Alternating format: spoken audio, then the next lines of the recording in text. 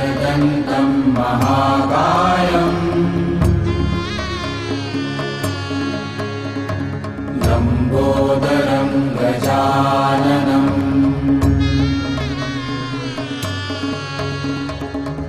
विघ्ननाशकरं देवम् हेरम्बं प्रणमाम्यहम्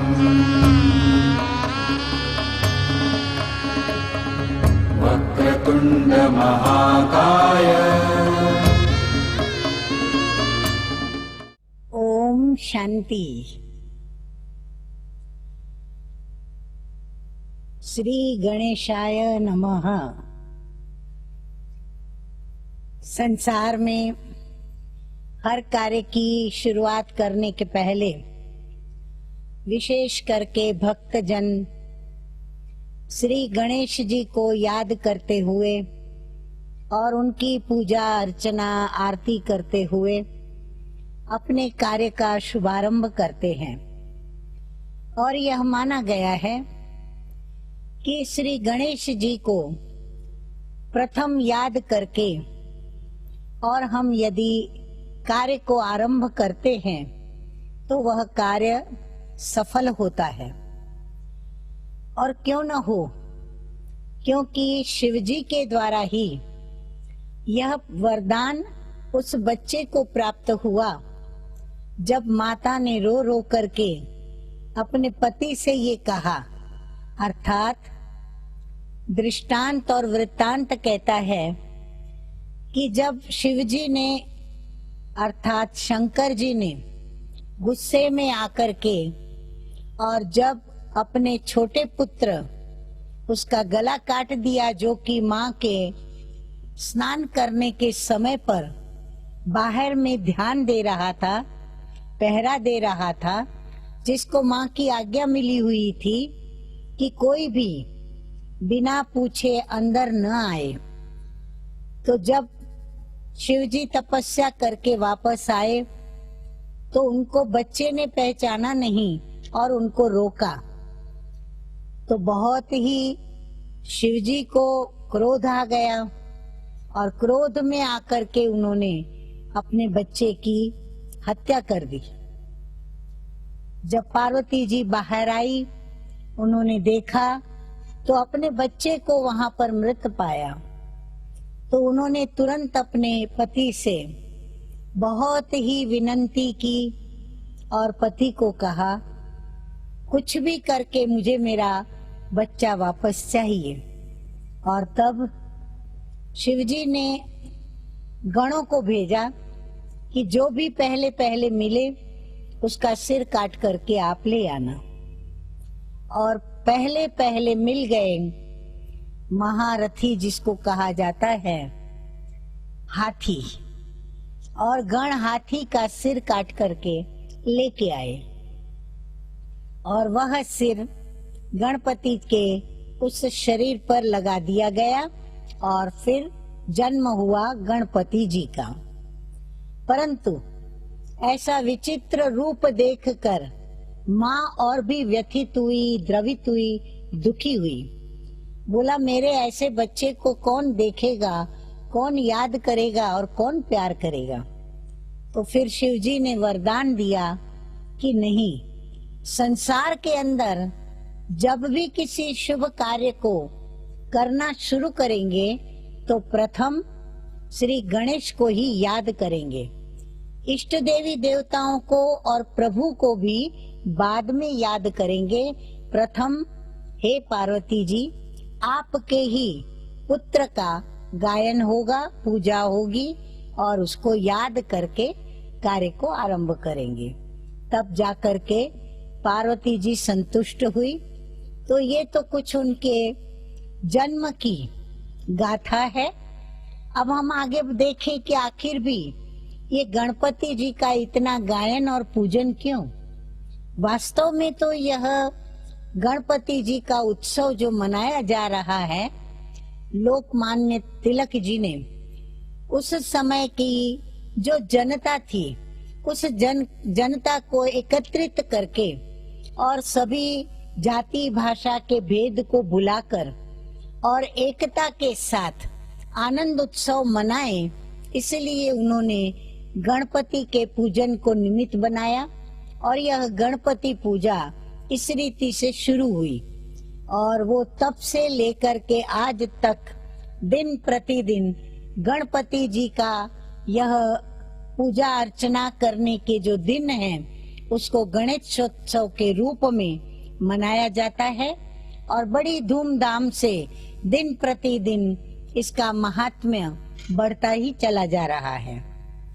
श्री गणपति के वास्तव में नाम का भी अर्थ और भाव देखें और उनकी जो भी गाथाएं, दृष्टांत, वृत्तांत है, यदि हम उनको देखते हैं तो इन सभी दृष्टांत, वृत्तांत और उनकी जो भी बातें हैं उनको देखकर यही आता है कि अवश्य इस गाथाओं के पीछे भी कोई न कोई आध्यात्मिक रहस्य छिपे हुए हैं। अब वो आध्यात्मिक रहस्य क्या है?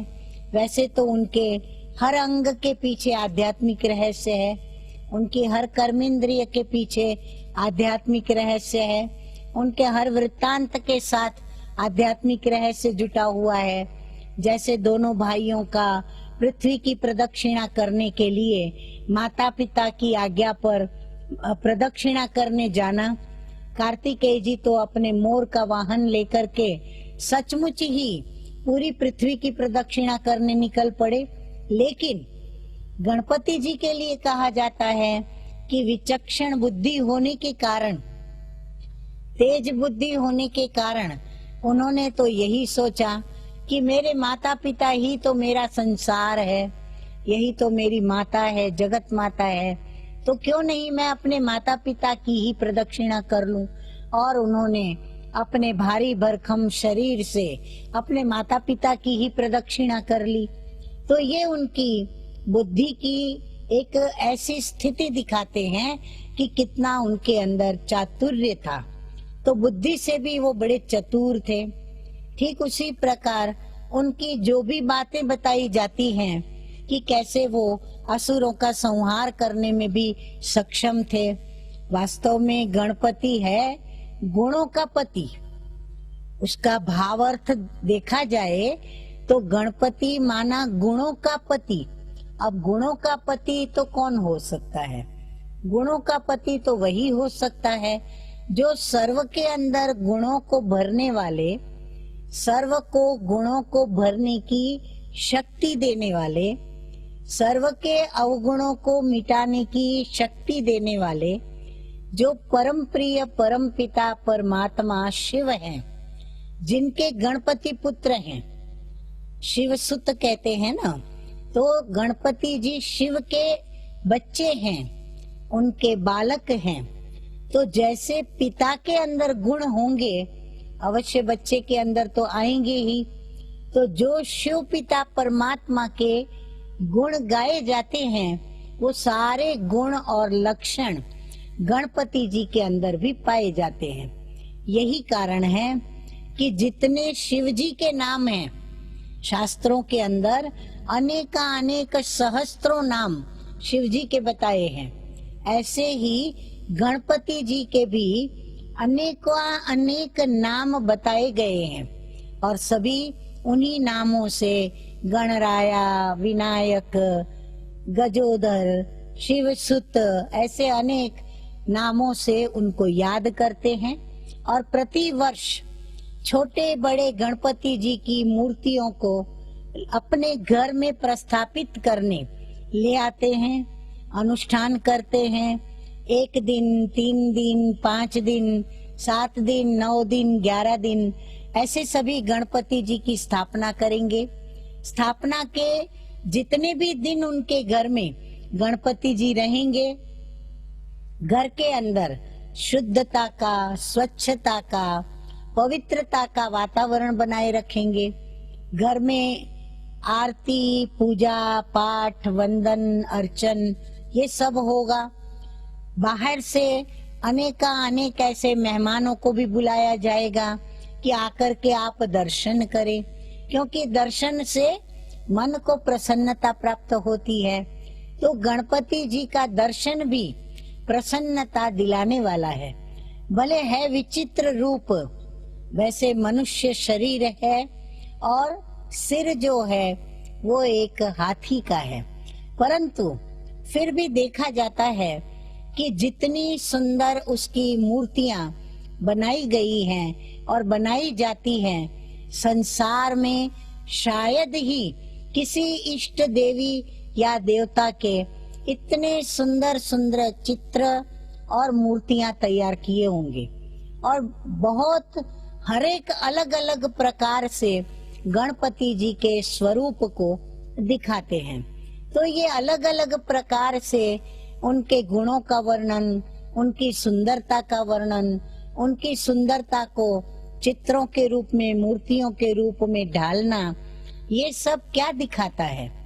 ये दिखाता है सन सोज फादर, यानी ये वो बच्चा है जिसने अपने पिता का नाम रोशन किया। उसने अपने गुणों के द्वारा, वो जिसका बच्चा है उसके गुण क्या हैं, उनकी विशेषताएं क्या हैं, वो सारे जगत को वो दिखा रहा है। तो वो किसके पुत्र थे? वो शिव जी के पुत्र थे। तो वास्तव में गणेशोत्सव में गणपति के साथ साथ हमें उनके माता पिता जो शिव जी हैं उनको भूलना नहीं चाहिए, उनको भी हमें याद करना चाहिए, क्योंकि शिव जी के जो भी गुण हैं, जो भी विशेषताएं हैं, वो सारी हमें गणपति के अंदर देखने को मिलती है। और उनके शरीर के हर अंग की जो कर्मेंद्रियां हैं, वह भी कोई न कोई हमें शिक्षा देती है उपदेश के रूप में। जैसे उसकी आंखें, हाथी की आंखें बड़ी छोटी होती हैं परंतु बड़ी तेज, और कहते हैं दीर्घ दृष्टि होती है वो, उसको हर दूर की चीज भी नजदीक दिखाई पड़ती है, छोटी चीज भी उसको नजर आती है, और बराबर वो उस चीज को देख करके और अपने कार्य को करता है। उसी प्रकार उसकी सूंड भी बड़ी पावरफुल होती है, बड़े बड़े भारी भारी महान कठिन कार्य को भी वो अपनी सूंड के द्वारा करता है। कितने भी ऐसे पेड़ हो जिनकी गहरी जड़ें हो, कितना भी वजनों का सामान हो, वो अपनी सूंड के द्वारा उसे हटाकर तहस नहस कर सकता है। अर्थात उसमें इतना बल है, इतनी ताकत है। उसी प्रकार उसके बड़े बड़े कान, कहते हैं ना कईयों के कान कच्चे होते हैं, कईयों के कान बड़े होते हैं। कच्चे कान वाले जो भी बात सुनेंगे तुरंत वो दूसरों को बताना चालू करेंगे, या तो फिर मान लेंगे कि हाँ मुझे जो कहा गया वो बराबर था, और वो मान करके व्यवहार करना चालू करेंगे। और बड़े कान वाले कहेंगे बड़े कान वाला है, अर्थात उसको सुन करके अंदर में ले लेता है, माना हर एक की वो सुनता है और सुने हुए पर सोचता है, विचार करता है। और ठीक उसी प्रकार उनका बड़ा बड़ा पेट, तो वो जो बड़ा बड़ा उधर उसका दिखाया जाता है, तब भी आप देखेंगे संसार में लोकोक्ति है कि इसका पेट बड़ा है, अर्थात उसको कोई भी बात हम कहेंगे तो उसके पेट में वो समा सकेंगे, माना तुरंत उसको वो वर्णन नहीं करेंगे, उस बात को फैलाएंगे नहीं, बदनामी नहीं करेंगे। हर ऐसी, चाहे पाप कर्म की बात हो, झूठी बात हो, ठगी की बात हो, धोखे की बात हो, दुख की बात हो, छिपाने वाली ये सब बातें जितना कोई छिपाना चाहे, तो अगर कोई बड़े पेट वाले के पास बात की जाए, जिसको कहते हैं समाने की शक्ति, बड़ा पेट माना समाने की शक्ति, तो जिसके पास वो समाने की शक्ति होती है, उसको बताने से वो बातें हमारी अंदर रख लेते हैं। और हमें जो डर रहता है कि हमारा झूठ सबको पता चलेगा, हमारा धोखा सबको पता चलेगा, हमारी बेइज्जती होगी, तो वो उनके पास बच जाते हैं, तो वो समा लेते हैं। तो समाने की भी उनके अंदर शक्ति, इस प्रकार उनकी हर कर्मेंद्रियों में हमें विशेष गुण पाए जाते हैं, विशेष शक्तियों का भी हमें अनुभव आता है। ठीक उसी रीति से गणपति जी का वाहन भी बड़ा विचित्र दिखाया है। जैसे उनकी विचित्र काया विचित्र माया, ऐसे उनका वाहन भी बड़ा विचित्र। अब इतने भारी भरखम शरीर के लिए वाहन कौन सा? चूहा। अभी आप ही सोचिए, चूहा तो कितना छोटा होता है, पर उनके वाहन की भी अपनी विशेषता है। वो जो चूहा होता है वो रात्रि के अंधकार में कुतर कुतर करके भी अपना बिल बनाता है, कहीं रास्ते भी लंबे लंबे बना देता है। और उसके बिल बनाने की बात तो शास्त्रों में भी आई है कि कैसे उसने एक बिल बनाया, जिस बिल से, जिस गुप्त रास्ते से पांडवों ने स्वयं को, जब लाखाग्रह को आग लगनी थी तो उसमें से जाते हुए अपने को बचा लिया। तो चूहा जो है वो भी कुतर कुतर करके, माना जो भी संसार के अंदर ऐसी चीजें हैं जिन चीजों के ऊपर तर्क वितर्क करने वाले लोग जो कुतर कुतर करके और अच्छी चीजों का ओरिजिनल स्वरूप जो बदल देते हैं, परिवर्तित कर देते हैं, तो ऐसे को वह चूहा क्या करता है? चूहा फिर कुतर कुतर कर आखिर कोई ना कोई एक रास्ता बना लेता है जिस रास्ते से फिर गुजर सकते हैं। तो ये चूहा वो वाहन है जो वाहन तर्क वितर्कों के बाद भी आखिर कोई ना कोई एक जीवन का ऐसा रास्ता बना ही लेता है जिससे मंजिल को पाया जा सकता है। तो चूहे की भी एक अपनी विशेषता है। तो गणपति जी का ये वाहन वह भी बड़ा विचित्र है। तो ये जो हम गणपति जी की पूजा करते हैं, वास्तव में ये उत्सव सभी को एकत्रित करके एकता का रूप दिखाने के लिए मनाया जा रहा है। लेकिन आज मनोरंजन के रूप में इस उत्सव को मनाया जाता है, तो हम मनोरंजन के रूप में उसको न मनाकर और जो भी गुणों की और शक्तियों की हमारे पास प्राप्तियां हैं उनको हम विकृत स्वरूप न दें। जैसे कि गणपति के दिनों में थक कर हार कर बाद में जब लोग पीना शुरू करते हैं, लड़ते हैं, झगड़ते हैं, तो यह एक प्रकार से विकृति आने लगती है। तो इस विकृति को हम न आने दें, हम इसको मनोरंजन के रूप में न मनाएं।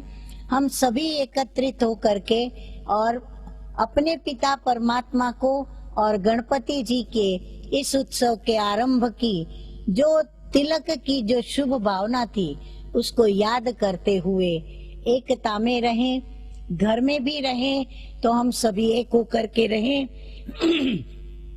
घर के सभी सदस्य मिलकर के एक होकर के रहें, एक होकर के चलें, एक बोली बोलें, और हम सभी एकता में होंगे तो हम सुख, शांति और आनंद का अनुभव कर सकेंगे। आज ये जो संसार में लड़ाई झगड़े हैं, आपस में दो देश लड़ते हैं, राज्य लड़ते हैं, भाई भाई लड़ते हैं, क्यों लड़ते हैं? क्योंकि एकता नहीं है। एकता क्यों नहीं? क्योंकि एक पिता परमात्मा का परिचय नहीं। जिस एक पिता परमात्मा के हम बच्चे हैं, यदि हम उस एक पिता परमात्मा का परिचय प्राप्त करें और उस एक पिता परमात्मा के हम गुणवान गणपति जैसे बच्चे बने, तो हमारे में एकता आएगी, और जब एकता आ जाएगी तो संसार के अंदर भी सुख, शांति, प्रेम, आनंद, पवित्रता का साम्राज्य होगा। तो आइए हम गणेशोत्सव मनाएंगे एकता के साथ और गुणों को धारण करते हुए और शक्तियों को अपने में धारण करते हुए और पिता परमात्मा को याद करते हुए। अच्छा, ओम शांति, ओम शांति।